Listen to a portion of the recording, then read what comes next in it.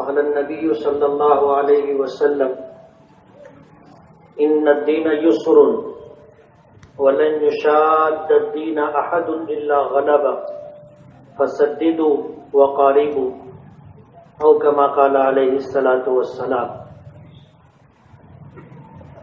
آج کے اس پروگرام کے صدر محترم مدرسہ بیت العلوم کے شیخ الحدیث حضرت مولانا سراج احمد صاحب دامت برکاتہ اسٹیج پر تشریف فرما محلے کی بزرگ شخصیت حافظ عثمان صاحب، دیگر علماء کرام، مفتیان کرام، میرے بزرگوں اور دوستوں،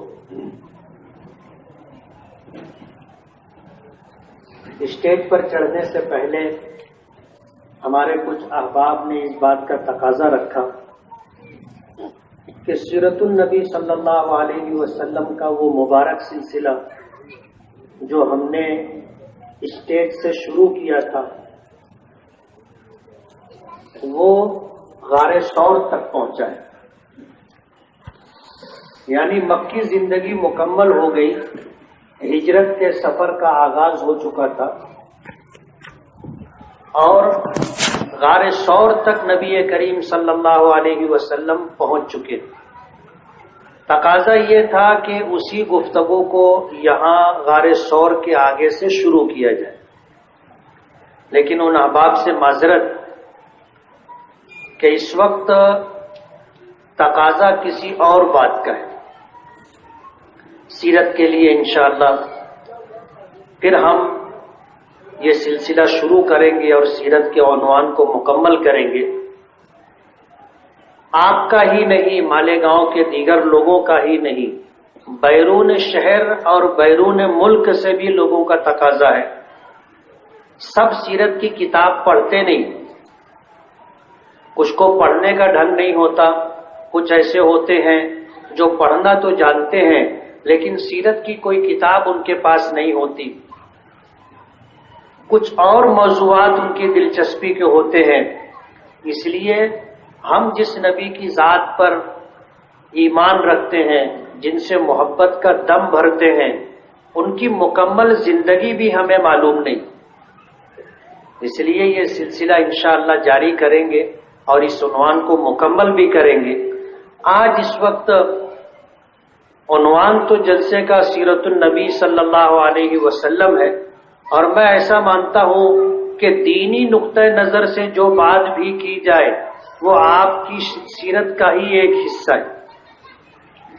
نبی کریم صلی اللہ علیہ وسلم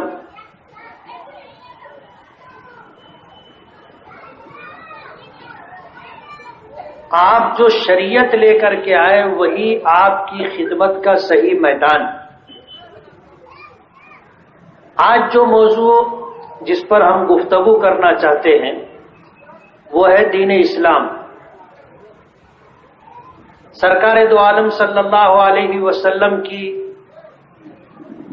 امتیازی صفت اگر دیکھی جائے تو وہ یہ ہے کہ اللہ پاک نے آپ کو نبوت عطا کی، اور نبوت عطا کرنے کے بعد آپ کو خاتم النبیین بنایا، سید المرسلین بنایا۔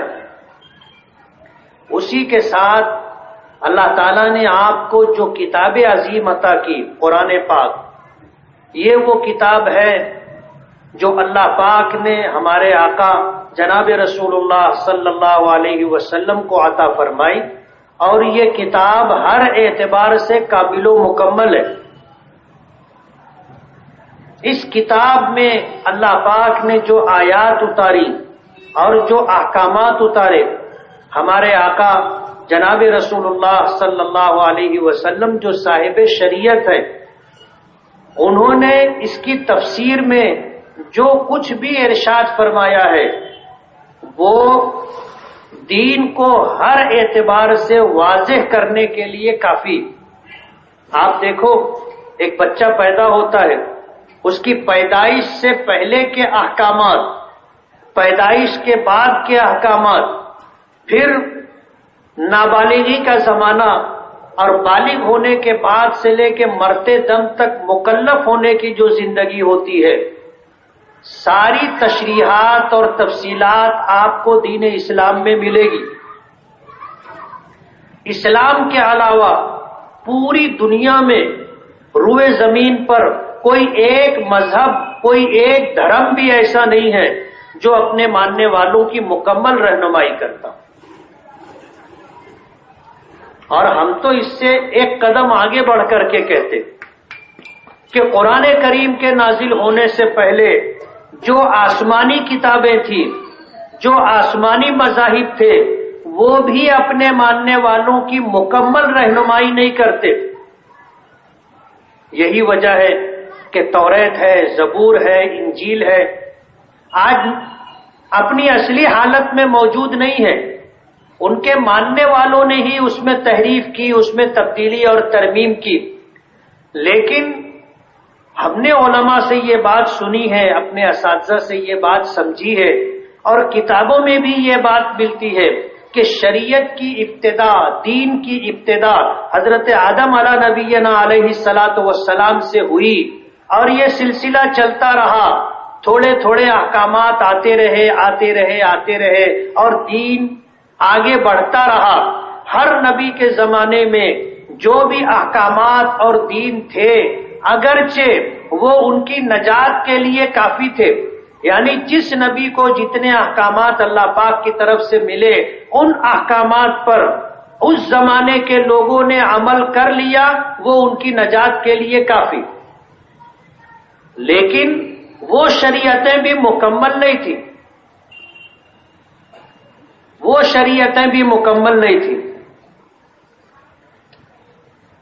جب وہ شریعتیں بھی مکمل نہیں تھی تو ہم ببانگے دہل یہ بات کہہ سکتے ہیں، علل اعلان اس بات کا اظہار کر سکتے ہیں کہ پوری دنیا میں جب سے یہ دنیا وجود میں آئی، سرکار دو عالم صلی اللہ علیہ وسلم کے زمانے تک اور آپ کے دنیا سے تشریف لے جانے کے بعد آج تک، اور آج کے بعد قیامت تک، روئے زمین پر اگر کوئی مذہب اور دھرم ہر اعتبار سے کامل و مکمل ہو تو وہ ہمارے آقا جناب رسول اللہ صلی اللہ علیہ وسلم کو عطا کیا گیا، جسے اللہ پاک نے دین اسلام کا نام دیا ہے۔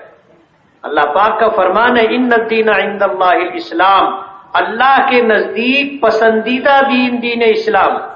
اور پھر اللہ پاک نے دو ٹوک انداز میں فیصلہ فرمایا، وَمَن يَبْتَغِ غَيْرَ الْإِسْلَامِ دِينًا فَلَن يُقْبَلَ مِنْهُ وَهُوَ فِي الْآخِرَةِ مِنَ الْخَاسِرِينَ، کہ اگر کوئی شخص اسلام کے علاوہ کوئی دوسرا دین پسند کرتا ہے، اختیار کرتا ہے، تو ہرگز اس سے وہ قبول نہیں کیا جائے گا، اور وہ نقصان اور خسارہ اٹھانے والے لوگوں میں سے ہوگا۔ یہ اللہ پاک کا دو ٹوک فیصلہ ہے جس کا اعلان قرآن پاک میں کر دیا گیا۔ تو روئے زمین پر سب سے زیادہ کامل و مکمل مذہب یہی اسلام۔ سرکار دو عالم صلی اللہ علیہ وسلم پر قرآن پاک کے نزول کا سلسلہ اس وقت شروع ہوا جب آپ کی عمر مبارک 40 سال 1 دن ہوئی تھی۔ آپ غار حرا میں تھے، حضرت جبرائیل تشریف لائے، اور قصہ مختصر، قرآن کریم کی سورہ اقرا کی ابتدائی 5 آیتیں اس وقت نازل ہوئی، اور ہمارے آقا کو نبوت اور رسالت سے سرفراز کیا گیا۔ اس وقت سے لے کر کے آپ مکے میں رہے، ہجرت کر کے مدینہ منورہ پہنچے، احکامات آتے رہے، قرآن کریم کی آیات نازل ہوتی رہی۔ آپ دنیا سے تشریف لے جانے کے آخری سال میں آپ نے حج کا ارادہ فرمایا، حج کے لیے تشریف لے گئے، اور دوران حج مینا میں آپ تھے۔ قرآن کریم کی آیت نازل ہوئی، الیوم اکملت لکم دینکم واتممت علیکم نعمتی ورضیت لکم الاسلام دینا۔ قرآن کریم کی یہ آیت دین اسلام کے مکمل ہونے کی بشارت۔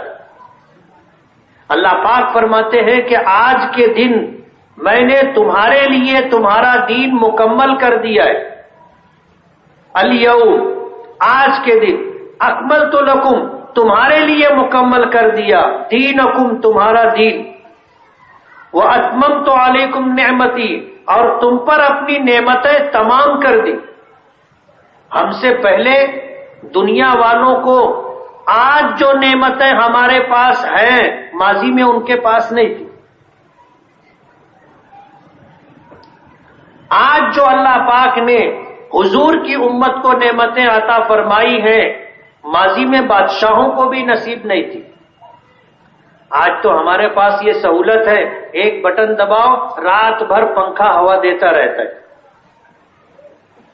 ماضی میں یہ نہیں تھا، بادشاہوں کو بھی یہ پنکھا نصیب نہیں تھا، رات بھر ان کو لوگ ہوا کرتے رہتے تھے۔ آج تو ہمارے پاس نعمت ایسی ہے کہ ہم اندازہ بھی نہیں کر سکتے۔ میرا سفر ہوا تھا فلسطین کا اور عمان کا، ملک شام کا، تو میں فلسطین سے واپس عمان آ رہا تھا۔ بس ڈرائیور کے پاس موبائل فون تھا، جب ہندوستان میں موبائل نہیں تھا، یہ 1994 کی بات۔ 1994 میں فلسطین سے ہم لوگ واپس عمان آ رہے تھے، ڈرائیور کے پاس موبائل تھا، ڈرائیور نے آواز دی، ہمارے ایک ساتھی کا نام لے کر کے، کوئی اسلام کا آدمی ہے، تو ہم لوگ آگے پہلی سیٹ پر بس میں بیٹھے تھے۔ نے کہا کہ ہاں، تو اس نے فون دیا اور کہا کہ بات کرو۔ اس سے پہلے میں نے موبائل دیکھا ہی نہیں تھا، میں حیران ہو گیا کہ یار یہ کیا چیز ہے۔ لیکن جب ہمارا ساتھی بات کرنے لگا، میں بازو میں بیٹھا تھا، ایک دم صاف آواز سنائی دے رہی تھی، اور آواز ایک دم منوان، آدمی جیسے بولتا ہے ایسی آواز، کوئی وائر نہیں، کچھ نہیں۔ ہندوستان میں جب موبائل نہیں تھا، میں دیکھا، حیران ہو گیا کہ یار یہ کیا چیز۔ آج ہندوستان میں موبائل ہے، آج بھی دنیا میں کچھ ممالک ایسے ہیں کہ وہاں موبائل پہنچا نہیں ہے۔ اب اللہ نے اتنی بڑی نعمت دی، ہم جیب میں لے کر کے گھومتے ہیں اور پوری دنیا سے ہمارا رابطہ رہتا ہے۔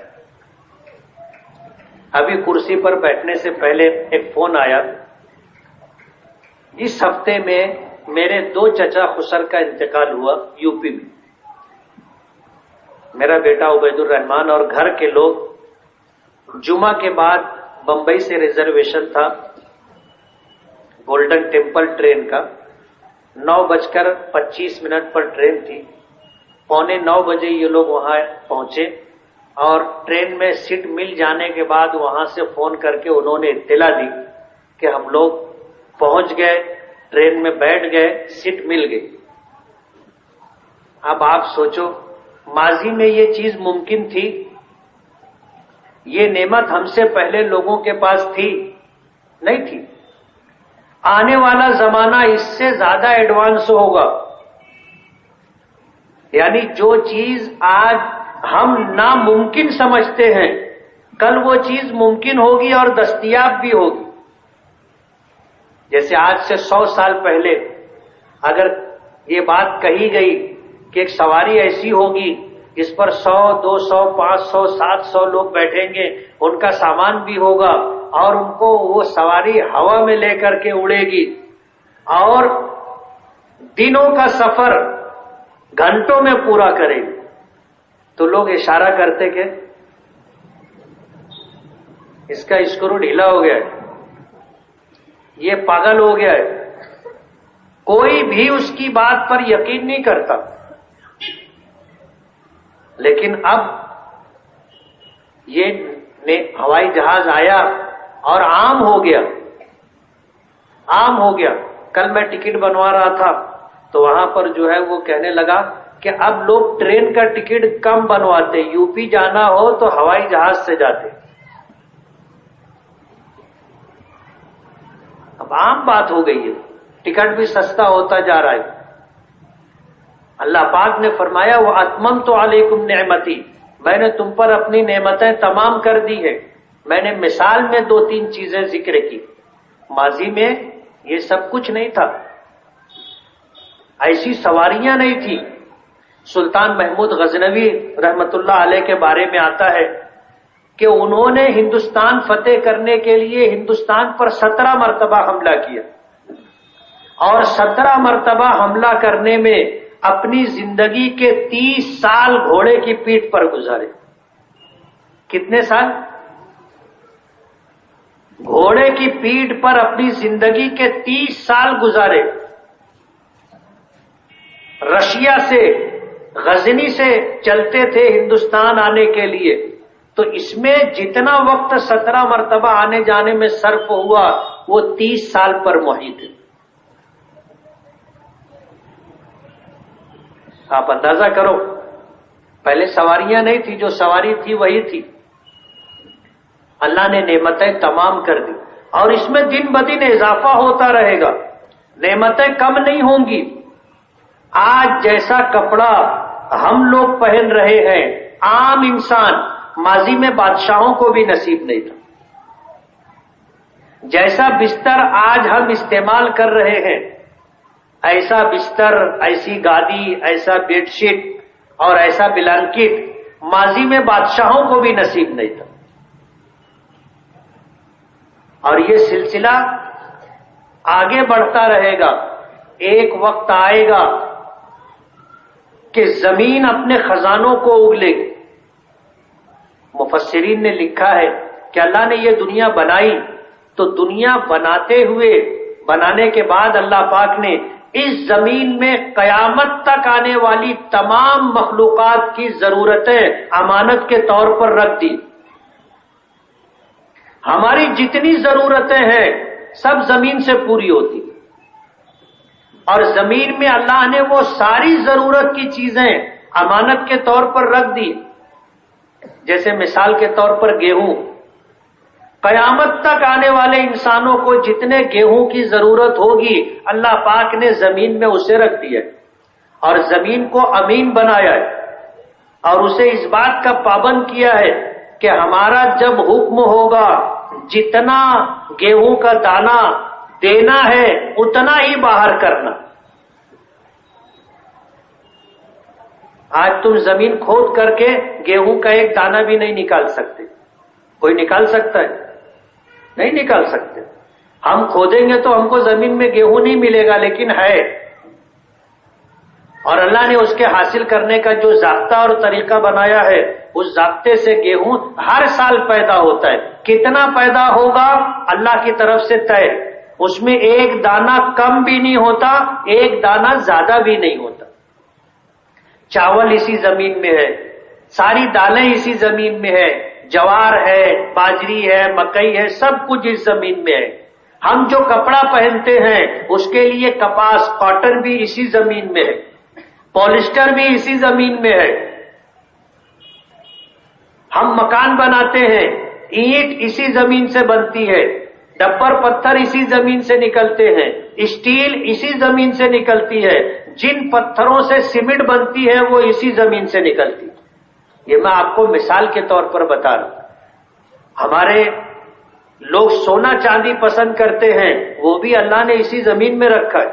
سونا بھی زمین سے نکلتا ہے، چاندی بھی زمین سے، اور اسی طرح پیتل، تانبا، جرمن اور بھی جتنی دھاتیں ہیں سب اسی زمین سے نکلتی. قیامت تک کے لیے ہماری ضرورت کی ساری چیزیں اللہ پاک نے اس زمین میں امانت کے طور پر رکھ دی. قرب قیامت میں حضور پاک صلی اللہ علیہ وسلم نے فرمایا کہ زمین اپنے خزانوں کو اگلے گی، یعنی جتنا باقی رہ جائے گا زمین سب نکالنا شروع کر دے گی. ایک وقت آئے گا، حضور پاک صلی اللہ علیہ وسلم نے فرمایا غریبی کا خاتمہ ہو جائے گا. غریبی کا خاتمہ ہو جائے گا. کیسے ہوگا؟ زمین سے سونے کے پہاڑ نکلیں گے. آج سونا خریدنے جاؤ تو ایک تولے کی قیمت سن کر کے غریب آدمی کو چکر آ جاتا ہے. ایک وقت آئے گا زمین اپنے خزانے اگلے گی تو اس طرح دریائے دجلہ اور فرات سے سونے کے پہاڑ نکلیں گے. حدیث پاک میں آتا ہے کہ ایک آدمی صدقے کی رقم لے کر کے نکلے گا، صبح سے لے کے شام تک گھومتا رہے گا، اس کو مستحق آدمی نہیں ملے گا۔ آج پوری دنیا غریبی ختم کرنا چاہتی ہے، پوری دنیا غریبی ختم کرنا چاہتی ہے، لیکن غریبی ختم نہیں کر سکتی۔ ختم کب ہوگی؟ قرب قیامت میں، اور اللہ پاک ختم کریں گے اس طرح کہ زمین اپنے خزانوں کو اگل دے گی۔ آج ہمارا ہندوستان، یہ 2-5 دنوں کی رپورٹ ہے کہ دنیا کے ملکوں میں ایسا ملک ہے جہاں بے روزگاری سب سے زیادہ ہے۔ 12 کروڑ سے زیادہ لوگ اس ملک میں بے روزگار ہیں، جن کے پاس کوئی روزگار نہیں۔ یہ ہے اچھے دن، یہ ہے اچھے دن، اور یہ ہے موجودہ حکومت کا اعلان، نیو انڈیا۔ 12 کروڑ سے لوگ ایسے ہیں جو بے روزگار ہیں، جن کے پاس کوئی روزگار نہیں، نہ وہ جھاڑو دینے کی روزی پر ہیں، نہ کھیت میں کام کرنے کی روزی پر ہیں، ان کے پاس روزگار ہی نہیں ہے۔ پوری دنیا میں ہمارا ہندوستان آج اس وقت 1 نمبر پر ہے بے روزگاری۔ 1 تولہ سونے کی قیمت سن کر کے غریب آدمی کو چکر آ جاتا۔ قرب قیامت میں زمین سے سونے کے پہاڑ نکلیں گے، آدمی صدقے کی رقم لے کر کے صبح سے نکلے گا، جس کو غریب سمجھ کر کے جائے گا اس شخص کے پاس، تو وہ یہ کہے گا کہ تم کل آتے تو میں لے لیتا، کل میں غریب تھا، آج میں غریب نہیں، کل غریب تھا، کل آتے تو لے لیتا، آج اگر تم کو لگتا ہو تو میرے پاس سے لے کے جاؤ۔ سمجھ رہے ہو؟ ایک وقت آئے گا زمین سے غریبی کا خاتمہ ہو جائے گا اور اللہ پاک کرے گی، دنیا کی کوئی حکومت نہیں کر سکتی، اور اس پر ہمارا ایمان ہے، ہمارے نبی نے یہ بات کہی۔ تو میں یہ کہہ رہا تھا، اللہ پاک نے فرمایا وَأَتْمَمْتُ عَلَيْكُمْ نِعْمَتِي، میں تم پر اپنی نعمتیں تمام کر دوں گا۔ ہر آنے والا دن نئی نعمت لے کر کے آتا ہے، نئی نعمت، اور یہ سلسلہ دراز رہے گا۔ زمین اپنے خزانے اگلے گی۔ حدیث پاک میں آتا ہے کہ ایک انار اتنا بڑا ہوگا کہ اس کے چھلکے کے نیچے میاں بیوی اپنے بچوں کے ساتھ رہ سکیں گے۔ اب اتنا بڑا انار ہوگا تو 2-5 آدمی بھی نہیں اٹھا سکیں گے، ایک انار۔ اور ہم دیکھ رہے ہیں کہ پہلے کے پھلوں میں، بچپن میں جو پھل ہم نے دیکھے تھے اور آج جو پھل دیکھ رہے ہیں اس میں بہت لمبا فرق ہے، اور یہ سلسلہ آگے بڑھتا رہے گا۔ ایک انار پہلے چھوٹے چھوٹے رہتے تھے، اب اتنے بڑے بڑے، یعنی آدھا کلو کا انار تو آنے لگ گیا، اور قرب قیامت میں انار اتنا بڑا ہوگا کہ اس کے دانے نکال کر کے اس کو ایسے رکھیں گے تو چھلکے کے نیچے میاں بیوی اپنے بچوں کے ساتھ رہ سکیں گے۔ اب آپ سمجھ لو کہ کتنا بڑا انار ہوگا۔ ایک گیہوں کا دانہ اتنا بڑا ہوگا کہ ایک آدمی اس کو اٹھا نہیں سکے گا۔ آج ہم لوگ اندازہ نہیں کر سکتے کہ یہ اتنا بڑا گیہوں کا دانہ لگے گا کیسے۔ آج تو ہم جو دیکھ رہے ہیں کہ گیہوں کا پودا ہوتا ہے اور 2-2.5 فٹ کے اوپر اس کی بالی لگتی ہے، اور ایک بالی میں 100 دانے ہوتے، ایک بالی میں 100 دانے۔ قرب قیامت میں ایک دانہ اتنا وزندار ہوگا، اتنا بڑا ہوگا کہ ایک آدمی اٹھا نہیں سکے گا۔ پھر اس وقت یہ کیسے لگے گا آج ہم لوگ اندازہ نہیں کر سکتے، تصور نہیں کر سکتے۔ اللہ نے فرمایا وَأَتْمَمْتُ عَلَيْكُمْ نِعْمَتِي، میں تم پر اپنی نعمتیں تمام کر دوں گا۔ اور تیسرا جملہ وَرَضِيتُ لَكُمُ الْإِسْلَامَ دِينًا، اور تمہارے لیے میں نے دین اسلام کو پسند کر لیا ہے۔ اللہ نے جو دین ہمیں عطا کیا ہے وہ اس دنیا کی ابتدا سے لے کر کے سرکار دو عالم صلی اللہ علیہ وسلم کے مبارک زمانے تک جتنے ادیان تھے ان میں سب سے پسندیدہ دین اسلام جو ہمارے آقا جناب رسول اللہ صلی اللہ علیہ وسلم کو دیا گیا، اور آپ کے بعد قیامت تک اب کوئی دین آنے والا نہیں ہے، کوئی ایسا دین آپ کو نہیں ملے گا جو انسانوں کی مکمل رہنمائی کرے۔ اور یہ اللہ کا دیا ہوا قانون ہے، اللہ کی دی ہوئی شریعت ہے، اس میں قیامت تک کوئی تبدیلی نہیں ہوگی،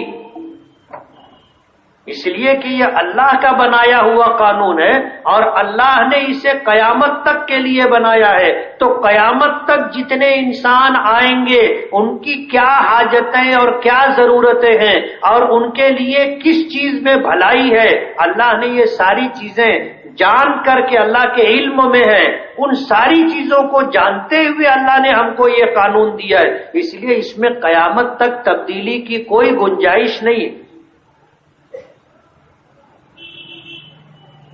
سمجھ رہے ہو؟ کوئی دنیا کی حکومت، کوئی فرد اس میں تبدیلی نہیں کر سکتا۔ لا یبدل القول، کبھی اللہ کی بات بدلی نہیں جائے گی۔ بس جو دین ہمیں دے دیا گیا یہی دین من وان جیسا ہے ویسا ہی قیامت تک رہے گا، کسی کو اس میں تبدیلی کا کوئی اختیار نہیں۔ آج اللہ کا بے پناہ کرم اور احسان ہے کہ اللہ نے ہمیں وہ دین عطا کیا جسے دین اسلام کہتے ہیں، جو بچے کی پیدائش سے پہلے سے لے کر کے مرنے کے بعد تک کے احکامات بتاتا ہے، اور روئے زمین پر آپ کو کوئی شریعت، کوئی دین، کوئی مذہب، کوئی دھرم آپ کو ایسا نہیں ملے گا جو مکمل رہنمائی کرتا ہو۔ اس لیے ہم لوگ شریعت کے اعتبار سے مالا مال ہیں، ہم محتاج نہیں ہیں، ہمیں کہیں سے کوئی مدد کی ضرورت نہیں ہے۔ موجودہ حکومت بھی اس بات کو سمجھ لے کہ دین اور شریعت کے بارے میں ہم کو تمہاری ہمدردی، خیرخواہی، تعاون اور مدد کی کوئی ضرورت نہیں۔ جو محتاج اور کلاش ہوں گے دین و شریعت کے اعتبار سے آپ ان کی مدد کرو، ہماری مدد مت کرو، ہماری مدد مت کرو۔ ہم شرعی اعتبار سے، مذہب کے اعتبار سے مالا مال ہیں، ہمارے پاس زندگی کا کوئی گوشہ، کوئی موڑ، کوئی مرحلہ ایسا نہیں ہے کہ ہمیں قرآن و حدیث کو چھوڑ کر کے کہیں اور سے کچھ راستہ تلاش کرنا پڑے۔ یہی قرآن کریم، یہی حدیث پاک ہماری ساری ضرورتوں کے لیے کافی ہے، ہم کو کہیں کسی جگہ دیکھنے اکھنے کی ضرورت نہیں ہے۔ اس لیے موجودہ سرکار مہربانی کرے، دین اور شریعت کے اعتبار سے ہم کو ان کی ہمدردی، خیرخواہی کی کوئی ضرورت نہیں ہے۔ جو محتاج اور کلاش ہوں گے سرکار ان کی مدد کرے، ہماری نہیں۔ آپ سمجھ رہے ہیں؟ اللہ پاک نے ایسا دین ہمیں عطا کیا۔ آج پورے شہر میں جو ماحول ہم بنانے کی کوشش کر رہے ہیں، یہ ماحول ہمیں پورے ملک میں بنانا ہے اور پورے ملک کے مسلمانوں کو ایک آواز کے ساتھ وہ بات کہنی ہے جو آج ہم کہنا چاہ رہے ہیں کہ ہم اسلامی قانون کے اعتبار سے، دین و شریعت کے اعتبار سے ہم مالا مال ہیں، ہم کو کسی کے مدد کی، رہنمائی کی، ہمدردی کی، خیرخواہی کی کوئی ضرورت نہیں۔ جو محتاج اور کلاش ہوں گے دین و شریعت کے اعتبار سے سرکار ان کی مدد کرے۔ آج مسلم خواتین کی ہمدردی کے نام پر طلاق ثلاثہ بل پارلیمنٹ میں پیش کیا گیا اور لوک سبھا یعنی زیریں ایوان نے اس کو منظوری دے دی، ایوان بالا راجیہ سبھا میں وہ منظور نہیں ہو سکا۔ ہو سکتا ہے منظور ہو جائے، یا ہو سکتا ہے کہ آج بی جے پی کا جو شخص ہے وہ ملک کا صدر جمہوریہ ہے، اس کو یہ اختیار ہے کہ وہ آرڈیننس سے نکال کر کے اس قانون کو پاس کر سکتا ہے۔ اور یہ قانون ہم پر زبردستی تھوپا جائے گا، اس کا اندیشہ ہے۔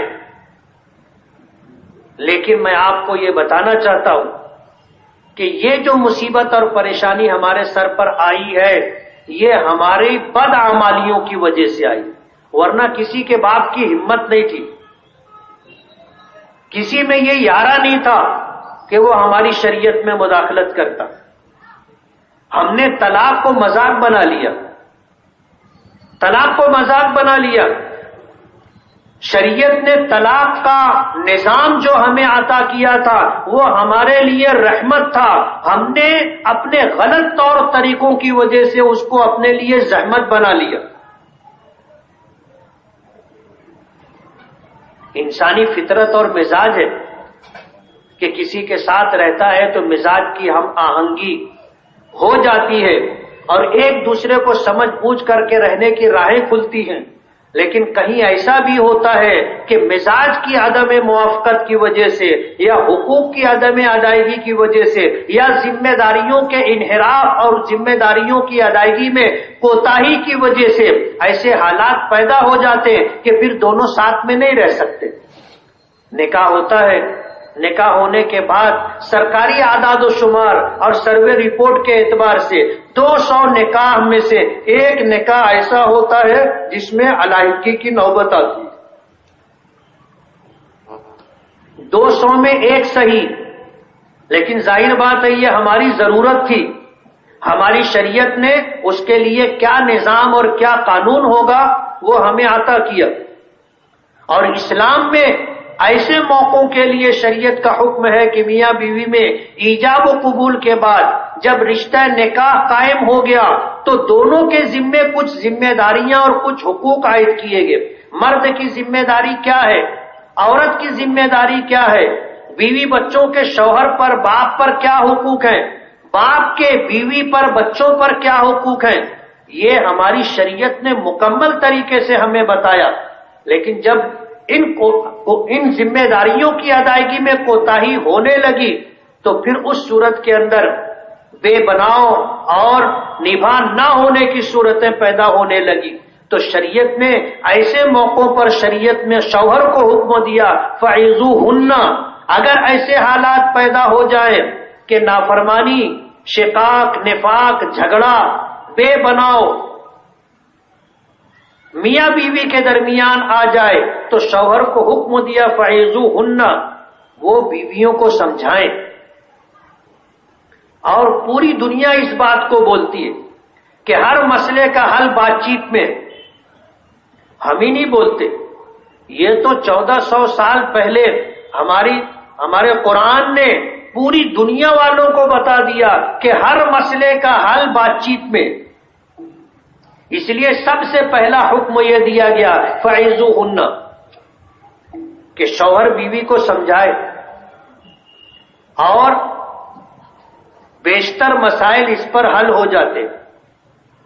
شوہر اگر خلوص کے ساتھ، ہمدردی کے ساتھ بیوی کو سمجھائے، بیوی بھی ماننے کے لیے تیار ہو جاتی ہے، مسئلہ حل ہو جاتا ہے۔ لیکن جب شوہر دل سوزی کے ساتھ، ہمدردی اور خیرخواہی کے ساتھ سمجھانے کی ذمہ داری پوری نہیں کرتا تو پھر بات بنتی نہیں۔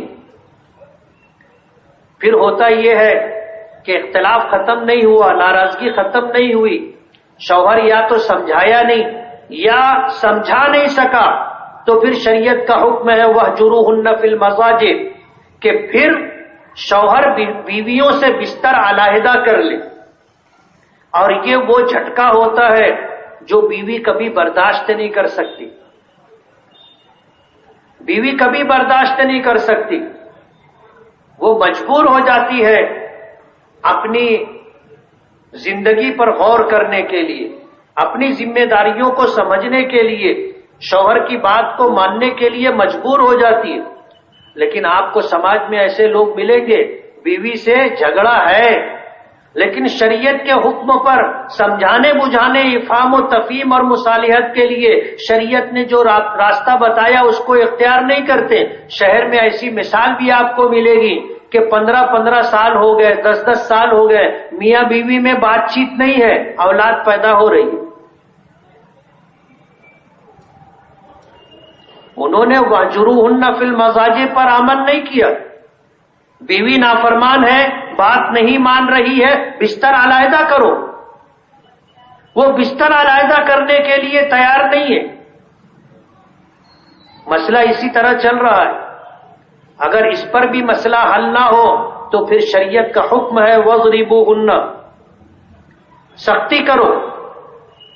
اور سختی میں بھی حضور نے فرمایا غیر مبرحین، ایسی سختی نہ ہو کہ سر پھٹ جائے، جسم میں کٹ پھٹ جائے، چوٹ لگ جائے، خون نکلنے لگے. حضور نے اس سے منع کیا. سختی ایسی کہ مسواک سے مارا جائے. اور جس کو محبت ہوتی ہے اس کے لیے یہ مار بھی بہت زیادہ ہے، یہ مار بھی بہت زیادہ ہے. جس سے دشمنی ہے وہ اگر اس سے زیادہ بھی کرتا ہے تو آدمی کے لیے کوئی بات نہیں ہے. لیکن جن دو لوگوں کے درمیان محبت ہوتی ہے ان کی طرف سے اگر اتنا سا بھی سختی کا معاملہ ہو تو محبت کرنے والے کے لیے ناقابل برداشت ہوتا ہے. اگر اس سے بھی مسئلہ حل نہ ہو تو قرآنی حکم ہے حکما من اہلہ و حکما من اہلیہ، کہ مرد کی طرف سے عورت کی طرف سے پنچ حضرات بیٹھیں اور بیٹھ کر کے وہ دونوں کی بات سن کر کے یہ طے کرے کہ اس میں کوتاہی کرنے والا کون ہے، قصوروار کون ہے، اس کو تنبیہ کرے، تاکید کرے. اللہ پاک نے ضمانت لی ہے، گارنٹی دی ہے ان یریدا اصلاحا یوفق اللہ بینہما، اگر یہ پنچ حضرات اصلاح کی نیت سے بیٹھیں گے اللہ تعالیٰ میاں بیوی کے درمیان موافقت پیدا کر دے گا، نباہ کی شکلیں بن جائیں گی، طلاق تک نوبت نہیں آئے. یہ ہو جانے کے بعد بھی اگر معاملہ نہ جمتا ہو، نباہ کی کوئی شکل نہ ہو، تو پھر اصلاح کا آخری عمل شوہر ایک طلاق دے. اور اس کے لیے بھی شریعت نے تفصیلات دی ہیں. ناپاکی کے زمانے میں طلاق نہ دیوے، حمل کے زمانے میں طلاق نہ دیوے، ایسی پاکی میں طلاق دے جس پاکی میں شوہر نے بیوی سے قربت نہ کی ہو، میاں بیوی کے تعلقات قائم نہ ہوئے ہو. اتنا پابند کیا ہے کہ آدمی شوہر جذبات میں کوئی قدم نہیں اٹھا سکتا، جیسا آج لوگ اٹھا رہے کہ تھوڑا سا کچھ ہو گیا دونوں کی طرف سے چلا پکار چالو ہوئی، شوہر نے طلاق کی دھمکی دی، بیوی نے کہا کہ اگر مرد ہوگا تو دے. بولتی ہیں عورتیں مرد ہوگا تو طلاق دے، اپنے باپ کا ہوگا تو طلاق دے. اور ظاہر بات ہے یہ جملہ سننے کے بعد شوہر نامدار نہ آؤ دیکھتے نہ تاؤ دیکھتے 3 طلاق دے دیتے. اور 3 طلاق دینے کے بعد زمین پیروں کے نیچے سے نکل جاتی. اور پہلی جو رات آتی ہے شوہر کے لیے اور بیوی کے لیے قیامت سے کم نہیں ہوتی. دینے کے لیے تو دے دیتے لیکن پھر اتنا پچھتاتے کہ پھر یہ مروجہ جو حلالہ ہے اس کے لیے تیار ہو جاتے. اس سے زیادہ بے غیرتی کی بات اور اس سے زیادہ غلط کام دنیا میں کوئی دوسرا نہیں ہو سکتا کہ جس نے 3 طلاق چھاتی ٹھوک کر کے دی تھی کہ میں مرد ہوں، میں اپنے باپ کی اولاد ہوں، بعد میں وہی جو ہے حلالے کا پروگرام بنانے لگ جاتا، اپنی بیوی کو پرائے مرد کے سپرد کرنے کے لیے تیار ہو جاتا. آپ سوچو اس سے زیادہ بے غیرتی کی بات اور کیا ہو. کرتے ہیں لوگ. اسی لیے سرکار دو عالم صلی اللہ علیہ وسلم نے فرمایا لعن اللہ المحلل والمحلل لہ، کہ حلالہ کرنے والے اور حلالہ کروانے والے دونوں پر اللہ کی لعنت ہے. اور اللہ کی لعنت کا مطلب یہ ہے کہ یہ آدمی اللہ کی رحمت سے محروم، اور جو آدمی اللہ کی رحمت سے محروم ہو گیا وہ جنت میں نہیں جا سکتا. میری یہ بات آپ نوٹ کر لو. جو آدمی اللہ کی رحمت سے محروم ہو گیا وہ جنت میں نہیں جا سکتا۔ حدیث پاک میں آتا ہے حضور نے فرمایا کہ انسان اللہ کی رحمت کی وجہ سے جنت میں جائے گا۔ تو حضرت عائشہ نے حضور سے پوچھا تھا کہ اللہ کے رسول آپ بھی؟ تو حضور نے فرمایا تھا کہ ہاں، حتی غشیتنی رحمت ربی، یہاں تک کہ مجھے میرے پروردگار کی رحمت ڈھانپ لے تو میں جنت میں جاؤں۔ جو آدمی اللہ کی رحمت سے محروم ہو گیا وہ جنت میں نہیں جائے گا۔ اس لیے مروجہ حلالہ کرنے والے، کروانے والے کان کھول کر کے سن لیں کہ اس عمل کے ذریعے سے آپ اللہ کی رحمت سے اپنے آپ کو محروم کر رہے ہیں، اور آپ نے اگر خود کو اللہ کی رحمت سے اپنے ہاتھوں محروم کر لیا تو جنت میں جانے کا راستہ آپ نے بند کر لیا۔ اس لیے معمولی بات نہیں ہے، کوئی چھوٹا موٹا قدم نہیں ہے یہ۔ اس لیے جو لوگ 3 طلاق دے کر کے اس طرح عورتوں کی بے حرمتی اور بے غیرتی کا معاملہ کرتے ہیں، جس کی وجہ سے مروجہ حلالے کی نوبت آتی ہے، اور جس کی وجہ سے کچھ خواتین نے جا کر کے سپریم کورٹ کا دروازہ کھٹکھٹایا، اور سپریم کورٹ نے 3 طلاق پر پابندی عائد کی اور سرکار کو پابند کیا کہ وہ اس سلسلے میں قانون بنائے۔ آج جو لوگ برسر اقتدار ہیں وہ ہمارے دشمن ہیں، ان کا بس چلے ہمیں ہندوستان میں نہ رہنے دیں۔ ان کا نعرہ ہوتا ہے کہ وندے ماترم کہنا ہوگا، نہیں تو پاکستان یا قبرستان جانا ہوگا۔ اخبارات میں آئے دن اس طرح آپ پڑھ رہے ہیں۔ وہ ہمارا وجود برداشت نہیں کر سکتے، لیکن مجبور ہیں۔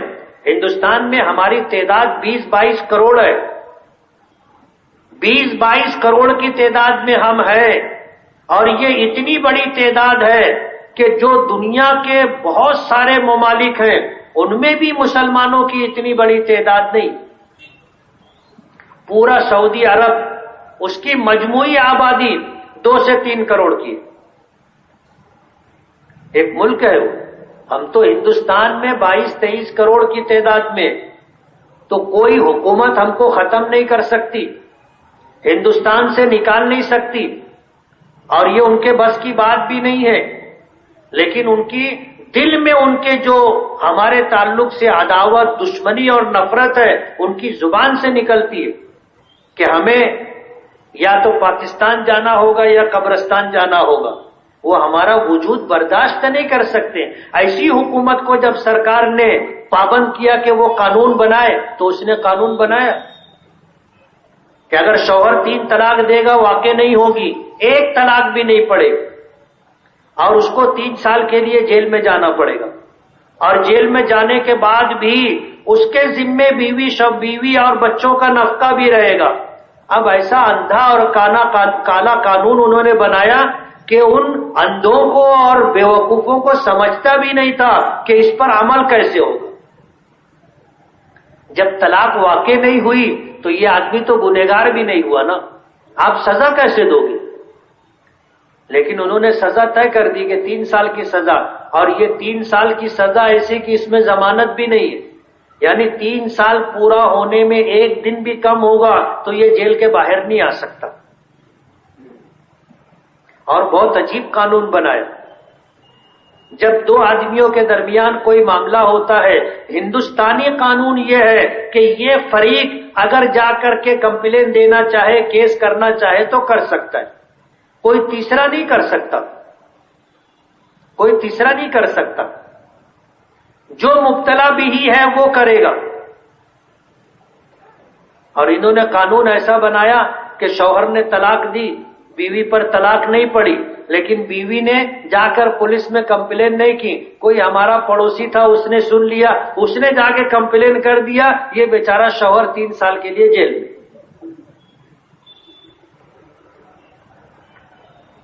آپ ان کی دشمنی کا اندازہ کرو کہ ہمارے طرف سے ان کے دلوں میں کتنی نفرت ہے، کتنی عداوت ہے، وہ ہمارا وجود برداشت نہیں کر سکتے۔ ایسا قانون بنایا، راجیہ سبھا میں منظور نہیں ہوا ہے۔ جمعیت علماء کے صدر حضرت مولانا سید ارشد بدنی دامت برکاتہم نے اس بات کا اعلان کیا ہے کہ اگر راجیہ سبھا میں یہ قانون منظور ہو گیا ہم سپریم کورٹ میں جائیں گے، ہم اس کے خلاف لڑیں گے، اور ملک کا آئین اس بات کی ان کو اجازت نہیں دیتا کہ وہ ایسا قانون بنائے۔ جو فنڈامنٹل قانون ہے، جو ہندوستان کا بنیادی دستور ہے، اس کی دفعہ 29 میں یہ بات لکھی ہے، دفعہ 29 میں، کہ اس ملک میں بسنے والی تمام قوموں کو ان کو اجازت ہوگی کہ وہ اپنے مذہب پر آزادی کے ساتھ عمل کریں، ان کو اپنے مذہب کی تبلیغ کا، اپنے مذہب کی تعلیم کا ان کو پورا اختیار ہوگا، سرکار ان کو اس سے روک نہیں سکے۔ یہ قانون ہے۔ ظاہر بات ہے کہ آج ہماری جو شریعت ہے یہ ہمارا مذہب ہے، ہم اس پر آزادی سے عمل کر سکتے ہیں، کوئی ہم کو اس سے روک نہیں سکتا۔ آج اگر ملک کی پارلیمنٹ اس میں مداخلت کر رہی ہے تو ان کو اس کا حق نہیں ہے آئین کی روح سے، ہم سپریم کورٹ جا کر کے لڑیں گے اور انشاءاللہ ہم جیتیں گے، یہ قانون چلے گا نہیں۔ لیکن مجھے جو بات کہنی ہے کہ یہ مصیبت اور پریشانی ہم پر ہماری بدعملیوں کی وجہ سے آئی، بے راہ روی کی وجہ سے آئی ہے کہ ہم نے اسلام کے نظام طلاق کو جو ہمارے لیے رحمت تھا ہم نے اس کو زحمت بنا لیا۔ ماضی میں بھی اس طرح کی نادانیاں ہم سے ہوتی رہی، اور تمام حکومتیں چاہے وہ بی جے پی کی رہی ہو چاہے کانگریس کی رہی ہو، انہوں نے اسلام میں مداخلت کی کوشش کی ہے۔ میں آپ کو بتاؤں کہ مسلم پرسنل لا بورڈ کیوں بنا؟ مسلم پرسنل لا بورڈ اس لیے بنا کہ حکومتوں نے اسلام میں مداخلت شروع کر دی تھی، ایسے حالات ہونے لگے تھے کہ ہم کو مجبور ہونا پڑا۔ دارالعلوم دیوبند کی شورا کی مجلس میں یہ بات آئی، اس وقت ہمارے اکابرین دارالعلوم دیوبند کی شورا کے رکن تھے، اس میں حضرت مولانا سعید احمد اکبر آبادی، حضرت مولانا سید منت اللہ رحمانی، بڑے بڑے اکابرین تھے۔ ایسے حالات قاری طیب صاحب رحمت اللہ علیہ تھے دارالعلوم دیوبند کے محتمم، جو 50 سال دارالعلوم کے محتمم رہے، انہوں نے شورا میں یہ بات رکھی تھی کہ ملک میں اس طرح کے حالات ہیں کہ سرکار اب ہماری شریعت میں مداخلت کر رہی ہے، کیا کرنا چاہیے؟ اراکین شورا دارالعلوم دیوبند نے یہ طے کیا کہ اس سلسلے میں نمائندہ اجتماع بلانا چاہیے۔ دارالعلوم دیوبند میں پہلی مرتبہ نمائندہ اجتماع بلایا گیا، پورے ہندوستان سے مسلم ذمہ داروں کو، رہنماؤں کو بلایا گیا، اور وہاں پر یہ طے ہوا کہ ہمیں ایک مشترکہ پلیٹ فارم جس میں شیعہ بھی ہوں، سنی بھی ہوں، دیوبندی بھی ہوں، بریلوی بھی ہوں، جس میں جماعت اسلامی اور جمعیت اہل حدیث بھی ہوں، تمام ملی تنظیموں کے نمائندے ہوں، ایسا ایک مشترکہ پلیٹ فارم بننا چاہیے۔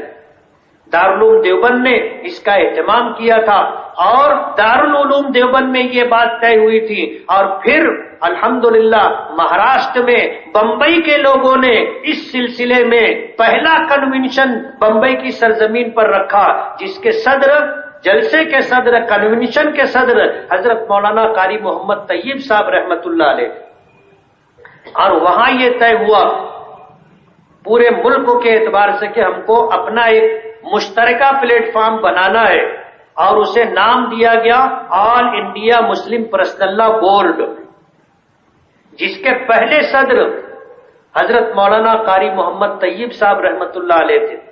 ان کے انتقال کے بعد پوری دنیا کی موقر شخصیت حضرت مولانا سید ابو الحسن علی ندوی رحمت اللہ علیہ، اور پھر ان کے انتقال کے بعد حضرت مولانا قاضی مجاہد الاسلام قاسمی اس کے صدر رہے، اور ان کے انتقال کے بعد حضرت مولانا سید محمد رابع حسنی ندوی دامت برکاتہم اس جماعت کے صدر ہیں۔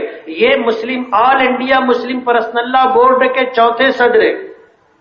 قاری طیب صاحب رحمت اللہ علیہ نے صدارت کی تھی، اور اس وقت مسلم پرسنل لا بورڈ کے جنرل سیکریٹری حضرت مولانا سید منت اللہ رحمانی صاحب تھے، اور پھر ان کے انتقال کے بعد آل انڈیا مسلم پرسنل لا بورڈ کے जनरल सेक्रेटरी दारुल उलूम देवबंद के रुकन शूरा हजरत मौलाना निजामुद्दीन कायम कासमी साहब थे। उनके अभी करीब में इंतकाल के बाद तीसरे जनरल सेक्रेटरी हजरत मौलाना सैयद मोहम्मद वली रहमानी दामत बरकातुहुम आज इसके जनरल सेक्रेटरी।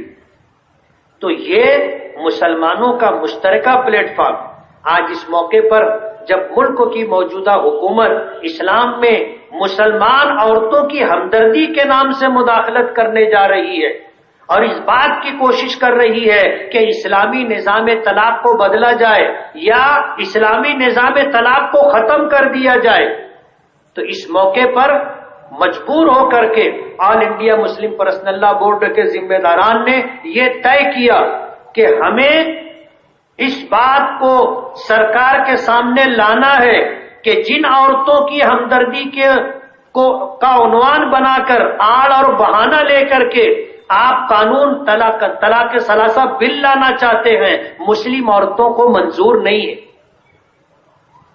औरतों की तरफ से इसकी मुखालिफत होनी चाहिए।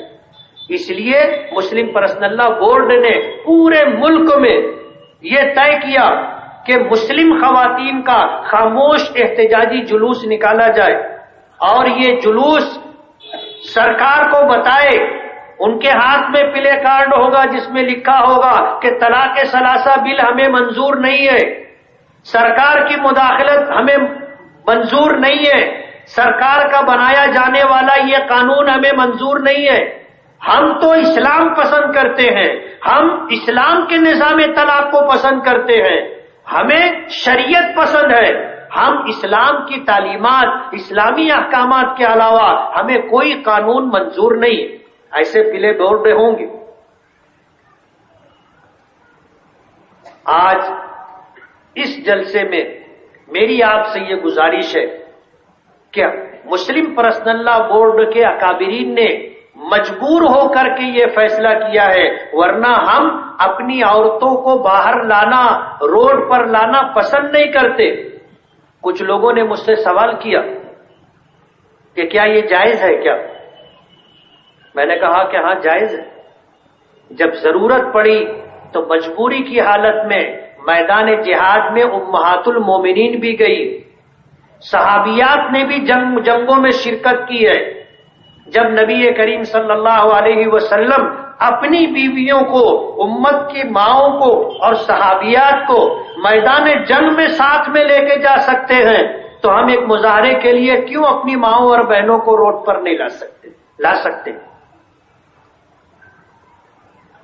इसलिए आपसे ये गुजारिश है कि आने वाली जुमेरात 15 फरवरी दोपहर 2 बजे एटीटी हाई स्कूल से खवातीन का खामोश एहतजाजी जुलूस निकलेगा, जो बुर्के और पर्दे के साथ आएंगी और एडिशनल कलेक्टर ऑफिस पहुंच करके एडिशनल कलेक्टर को अपना मेमोरेंडम, निवेदन, अपना मुतालबा देंगी और उसके बाद वापस एटीटी हाई स्कूल आएंगी और वहां दुआ होगी और उसके बाद वहां से अपने अपने घरों पर उनकी वापसी होगी।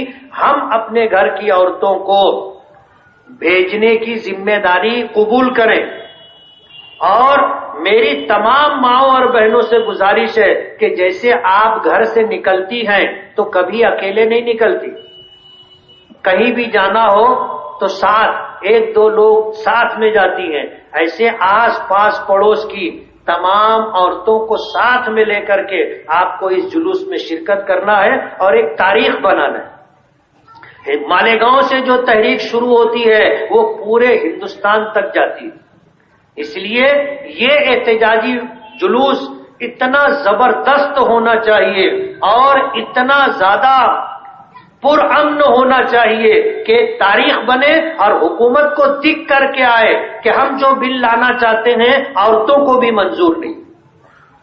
इसके लिए मेरी आपसे गुजारिश है कि आने वाले जुमेरात को 2 बजे से पहले 1 बजे तक अपने घर की खवातीन का काम काज मुकम्मल करवा ले और उन्हें 2-3 घंटों का मौका दे। हमने जो वक्त रखा है वो दिन का वक्त है और दोपहर में फुर्सत का वक्त है। ये 2 बजे जुलूस निकलेगा اور انشاءاللہ 2-3 گھنٹوں میں ختم ہو جائے گا. ہماری مائیں اور بہنیں جائیں گی اور انشاءاللہ عافیت کے ساتھ اپنے گھروں تک آ جائیں گی. ہم مردوں کی ذمہ داری ہے کہ ہم اپنی ماؤں اور بہنوں کو، بیویوں اور بیٹیوں کو اس جلوس میں بھیجیں گے نا. ہاتھ اٹھا کر کے تائید کریں. بہت لوگ کا ہاتھ نہیں اٹھایا. اللہ جزائے خیر دے. اگر اتنا بڑا مجمع بھی اس بات پر عمل کر لیا تو ہمارا جلوس کامیاب ہو جائے گا. سمجھ رہے ہو؟ سرکار ہل جائے گی. آج ذمہ داروں نے مجھ سے رابطہ کیا. ذمہ داروں سے آپ سمجھ رہے نا، جو لوگ شہر میں امن و امان برقرار رکھنے کے ذمہ دار ہیں، اس ڈپارٹمنٹ نے، ان کے ذمہ داروں نے رابطہ کیا کہ کیسے ہوگا، کیا ہوگا. ان کو گھبراہٹ ہے. سمجھ رہے ہو آپ؟ ابھی جمعہ ہے، جمعرات بہت دور ہے، لیکن ان کو گھبراہٹ ہے کہ کیا ہوگا.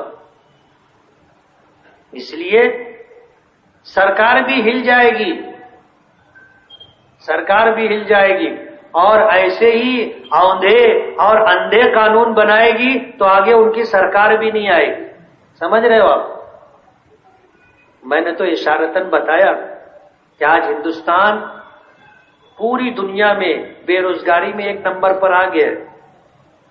موجودہ سرکار نے اعلان کیا تھا کہ ہم 3 کروڑ لوگوں کو ہر سال روزگار دیں گے، لیکن سرکار اب تک کچھ 1,43,000 لوگوں کو روزگار دے سکی، جبکہ وہ 1 سال میں 3 کروڑ لوگوں کو روزگار دینے کی بات کر رہے تھے، اور 3 سال ہو گئے، 4 سال ہو گئے، انہوں نے 1,43,000 لوگوں کو روزگار دیا. یہ ہے ہمارے اچھے دن. سمجھ رہے ہو؟ لوگ ہماری دشمنی میں ان کو ووٹ دے رہے تھے، ہماری دشمنی میں، لیکن ان کو بھی دال آٹے کا بھاؤ سمجھ میں آ گیا. سب سے زیادہ نقصان ان کا ہی ہوا ہے جنہوں نے اسلام اور مسلمانوں کی دشمنی میں ان کو ووٹ دیا تھا. اس لیے کہ ہمارے پاس کہاں روزگار ہے، ہم تو دلتوں سے زیادہ پسماندہ ہیں. کاروبار میں 1 نمبر کی صف میں کوئی مسلمان نہیں، 2 نمبر کی صف میں گنے چنے لوگ ہیں، 3 نمبر میں ہے، اور 4 نمبر میں سب سے زیادہ. 4 نمبر میں ہم حمالی کرتے، ہم مزدوری کرتے، ہم 4 چاک کی گاڑی گھماتے، ہم پان کی ٹپری چلاتے، ہم ہوٹل چلاتے، ہم پچری کرتے. یہ ہے ہمارا کام. تو ظاہر بات ہے کہ ہمارا تو نقصان کچھ بھی نہیں ہوا. کہ ہوا؟ ہمارا تو یہ کام چل ہی رہا ہے نا. جو لوگ گھی نکالتے تھے دودھ میں سے، جو لوگ دودھ میں سے گھی نکالتے تھے، نقصان ان کا ہوا ہے. آج ان کو سمجھ میں آ گیا کہ ہم سے بہت بڑی غلطی ہوئی. سوناروں نے کبھی احتجاج نہیں کیا تھا، کبھی جلوس نہیں نکالا تھا، کبھی دھرنا نہیں دیا تھا، سونے چاندی کا کاروبار کرتے.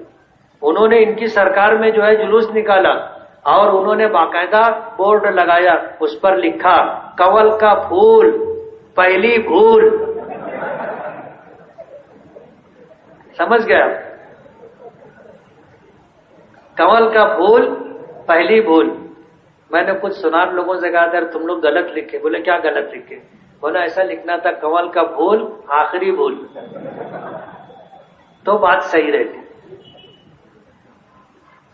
تو نقصان ہمارا نہیں ہوا، نقصان ان کا ہوا. جو دودھ میں سے گھی نکالتے تھے ان کا نقصان. ہمارے حصے میں گھی وہ نہیں آتا تھا، ہمارے حصے میں تو چھاچھ، اور وہ بھی زیادہ پانی والی آتی. ہمارا کچھ بگڑا اگڑا نہیں. دلی میں ایک کانفرنس تھی اور نوٹ بندی کے عنوان سے تھی، اس میں مجھے بھی بلایا گیا تھا. اب میں جب وہاں پہنچا تو میں نے دیکھا کہ کانفرنس میں سارے ماہرین معاشیات تھے، ماہرین معاشیات. اب ظاہر بات ہے یہ اپنی فیلڈ نہیں، اور میری عادت ہے جس چیز کی مکمل معلومات نہ ہو اس پر بات نہیں کرنے کا. اب جن کو مکمل معلومات ہے ان کے سامنے اگر اپنے بات کریں گے تو اپنی بات تو ہلکی اور کچی رہے گی. تو میں پریشان تھا کہ یار کیا بولنا چاہیے. آ گئے, پھنس گئے. اب بولنا تو پڑے گا, یہ اپنے کو بلائے ہیں تو بلوائیں گے بھی. میں سوچتا رہا, اللہ سے دعا کرتا رہا. مولانا محمود مدنی بھی تھے, تو مجھ سے پوچھنے لگے یار اسماعیل کیا بولے گا. میں نے کہا مجھ کو تو کچھ سمجھ میں نہیں آ رہا. بولا یہ جو لوگ بتا رہے ہیں نا آنکڑے ماہرین معاشیات, میں نے کہا وہ میرے سر کے اوپر سے جا رہے ہیں, وہ بھی نہیں سمجھ میں آ رہا. تو اپنے بولیں گے کیا؟ معاشیات اپنی لائن نہیں, اور یہاں پر ہندوستان بھر کے ماہرین معاشیات ہیں, بولیں گے تو کیا بولیں گے؟ میں نے کہا دیکھیں گے نمبر آئے گا تو کچھ بولیں گے. سوچتا رہا, اللہ سے دعا کرتا رہا. نام آیا اپنا, میں جا کے کھڑا ہوا. میں نے پیچھا چھڑانے کے لیے کہا کہ آج ملک بھر کے ماہرین معاشیات ہمارے اس پروگرام میں ہیں, اس کانفرنس میں سب نے اپنی بات رکھی. میں وہ بات دہرانا نہیں چاہتا.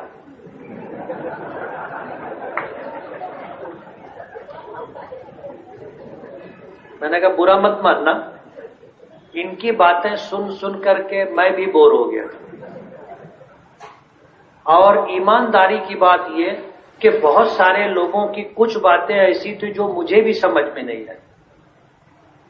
تو میں ان باتوں کو دہرانا اور آپ کا وقت برباد نہیں کرنا چاہتا. میں ایک سماجی بات رکھنا چاہتا ہوں.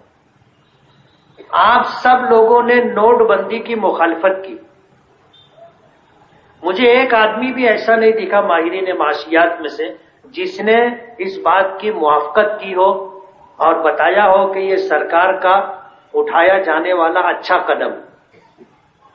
لیکن میں اس بات کی تائید کرتا ہوں, سرکار کے فیصلے کی سراہنا کرتا ہوں. یہ الگ بات ہے کہ نوٹ بندی کا قانون اور اس بل کا مسودہ کانگریس سرکار نے تیار کیا تھا, لیکن ان کی ہمت نہیں تھی نافذ کرنے کی. میں بی جے پی سرکار کو مبارکباد دوں گا کہ جس کی ہمت کانگریس میں نہیں تھی بی جے پی کے لوگوں نے وہ کام کیا ہے. تو کچھ لوگ تالی بجائے جو بی جے پی کے لوگ تھے. ہاں. اس کے بعد میں نے کہا کہ آپ بھی سوچ رہے ہوں گے کہ یہ سینکڑوں لوگ ہیں اور ہزاروں کی تعداد میں سننے والے لوگ ہیں, کسی نے موافقت نہیں کی. ایک بیوقوف آدمی آ کر کے اس کی کیسے موافقت کرنا ہے. تو میں آپ کو یہ بتانا چاہتا ہوں کہ میں مسلمان ہوں. ہندوستان کی سچر کمیشن رپورٹ نے اس بات کو جگ ظاہر کیا ہے کہ ہندوستان میں مسلمان دلتوں سے زیادہ پسماندہ ہے. آج ہندوستان کے مسلمان کے پاس کھونے کے لیے کچھ نہیں. ہم تو لوٹے پٹے لوگ ہیں, اور سرکار نے اگر نوٹ بندی کی تو میرا کوئی نقصان نہیں ہوا, جبکہ میں ایک سے ایم ایل اے رہا ہوں. میرا کوئی نقصان نہیں ہوا. کیوں؟ اس لیے کہ میرے پاس اتنا تھا نہیں کہ میں جمع نہ کرا سکوں اور میرا نقصان ہو جائے. میرے پاس جو تھا میں نے اپنے اکاؤنٹ میں جمع کروا لیا, میری نوٹ کڑک ہو گئی, اس لیے میرا کوئی نقصان نہیں ہوا. تو جب میرا نہیں ہوا تو میں ایسا مانتا ہوں کہ پورے ہندوستان میں کسی مسلمان کا کوئی نقصان نہیں ہوا. نقصان کس کا ہوا؟ میں نے کہا یہ پورے مجمع کا ہوا ہے. جن کے پاس سینکڑوں کروڑ ہزاروں کروڑ کی تعداد میں پیسہ, جن کے پاس پیسہ رکھنے کی جگہ نہیں, نقصان ان کا ہوا. میں نے کہا نقصان آپ کا ہوا ہے, ہمارا نہیں ہوا ہے. میں نے کہا مجھ کو تو خوشی ہے, مجھ کو تو خوشی ہے, اور اس خوشی کا اظہار میں پورے مسلم سماج اور قوم کی طرف سے کر رہا ہوں کہ سرکار نے ہم کو کچھ نہیں دیا, کچھ نہیں دیا. ہم تو تباہ حال لوٹے پٹے لوگ ہیں, ہمارا کوئی نقصان نہیں ہوا.